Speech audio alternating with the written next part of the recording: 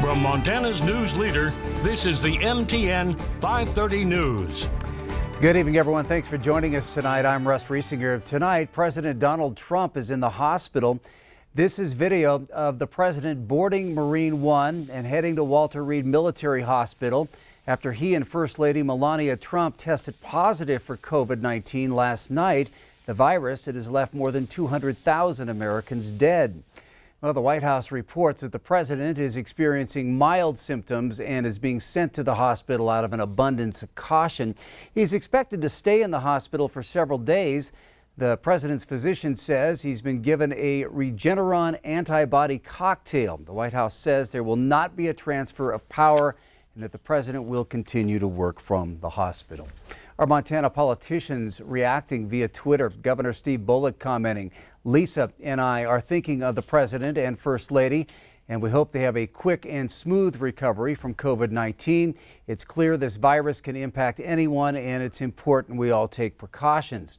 Senator Steve Daines saying, "Cindy and I are wishing Donald Trump a speedy recovery. Montanans are with you as you beat this virus." And U.S. Senator John Tester tweeting, "Charlotte and I are wishing President Trump and the First Lady a full and speedy recovery. This virus does not discriminate, so we all need to do our part to prevent its spread." Well, today, Montana reached more than 4,000 active COVID-19 cases across the state, with 360 new cases and 3 more deaths. 1 victim, a Cascade County resident, 2 more in Roosevelt County, bringing the state's total number of deaths to 187 now. Yellowstone County again reported the most new cases at 69. Gallatin County came in with 63. The number of cases reported today is the second most for a single day, following yesterday's record high of 429 new cases. Well, the rapidly increasing number of new COVID-19 cases in Montana and Wyoming is resulting in more people requiring inpatient hospital care.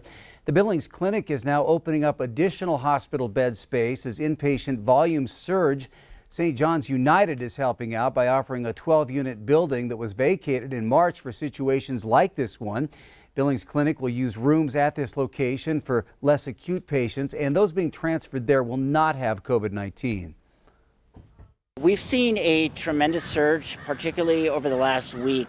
Yesterday, we had over 50 patients that were COVID positive that have been admitted to Billings Clinic. And it's really stretching our resources here on site at our health campus.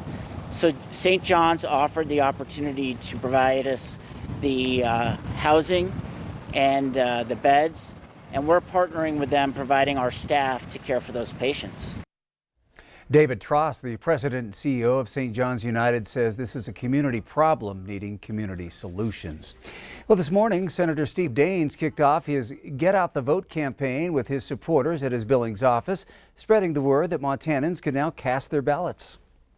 This is one of the biggest elections, I think, in Montana's history as it relates to who's going to serve Montana back in the United States Senate. Elections in Montana are very grassroots oriented, and I'm just so proud of so many volunteers who are here this morning who are energized. They're out there going door to door. They're making phone calls. But I remind everybody we want to stay safe as we do that. Daines is being challenged by Montana Governor Steve Bullock. He kicks off his campaign this weekend throughout southern Montana with campaign stops in Bozeman, Livingston, Miles City, and Glendive. Well, early voting got underway today at Metro Park. This means registering to vote and picking up absentee ballots. Ballots can only be done at the Montana Pavilion and not at the courthouse. The early move to Metro Park was made to ensure election officials and voters would have enough space to socially distance. Ballots can still be dropped off at the courthouse, just not picked up. All mail ballots will be sent out a week from today. The voting at Metro Park will continue through Election Day. Well, the first votes in Montana's general election have already been cast. MTN's Jonathan Amberian reports on the start of the early voting period and what role national trends could play on voting in the state. Counties across Montana have officially opened in-person early voting on Friday. In Lewis and Clark County, several dozen people have already been through to get their ballots in. Lewis and Clark County, along with 44 other counties in Montana, has switched to a mail ballot election in response to COVID-19. That means ballots will be sent out to all active registered voters next Friday. However, the governor's directive that allowed counties to use mail ballots also required that they offer an in-person voting option. Many of those voting Friday in Lewis and Clark County will be out of town when the ballots are mailed out. Election officials say mail ballots and early voting both help achieve a goal, limiting the rush of people coming in to vote on Election Day. Jeremy Johnson, an associate professor of political science at Carroll College, says he expects more Montanans than ever to vote early. Even before COVID, we've seen in each election cycle, we see more and more people voting early. And it will almost certainly be a record number this year again, particularly with COVID, and particularly as people just get comfortable with the early voting options in Montana. The start of voting also comes as the news that President Donald Trump tested positive for COVID-19 has dominated the national discussion. Johnson says we'll have to wait and see how this story develops in the coming weeks, but there's reason to believe it might not make much difference. One thing about the Trump presidency, though, is just how stable polling is. Election officials say if someone wants to vote in person before mail ballots go out next week, their mail ballots will be voided. In Helena, Jonathan Amberian, MTN News.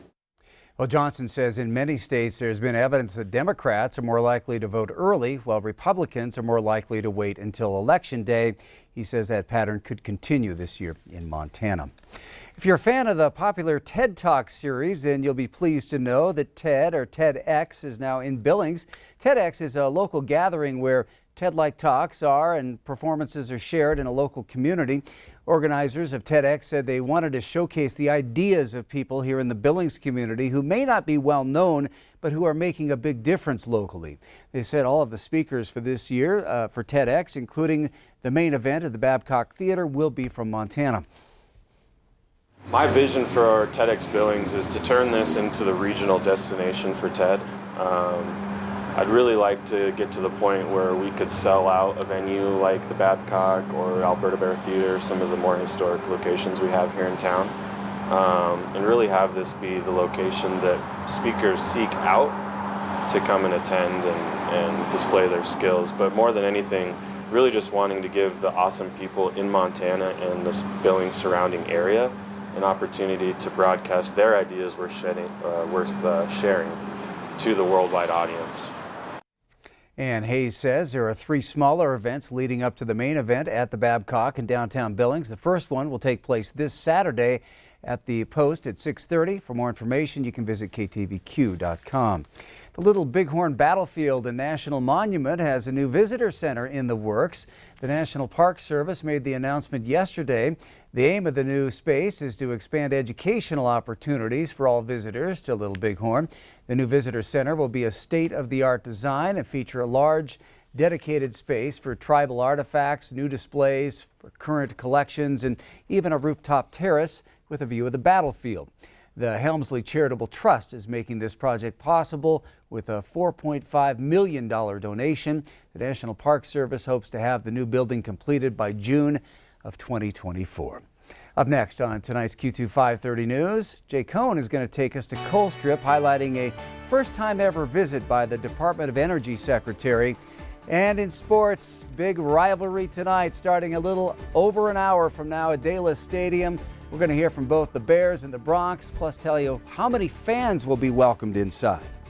And coming up in weather, we don't see very much rain in the near future, so there's probably a very good weekend to wash your car, but we are expecting to see something else come your way, and we'll talk about it in a few more minutes.